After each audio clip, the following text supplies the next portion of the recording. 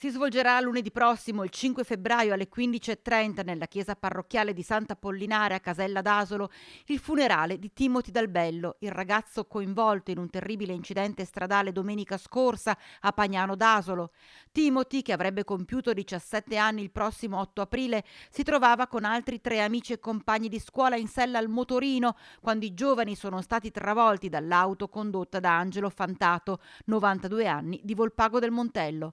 L'anziano, colto da malore, aveva perso il controllo del mezzo e dopo aver falciato il gruppetto di ragazzini fermi allo stop, aveva terminato la corsa nel fosso al centro della rotonda, morendo sul colpo. Feriti 4 giovani, le condizioni di Timothy, seppur serie, non avrebbero mai fatto pensare all'epilogo drammatico avvenuto la notte tra lunedì e martedì al Cafoncello di Treviso. Sotto shock la famiglia, i genitori e le 2 sorelle, gli amici, la scuola che frequentava, il CFP di Fonte, la comunità. Un bravo ragazzo innamorato delle moto e della montagna, curioso. Domenica sera alle 20 il rosario in chiesa e lunedì ci saranno tutti i suoi amici che daranno gas per lui, il gigante buono, strappato troppo presto alla vita.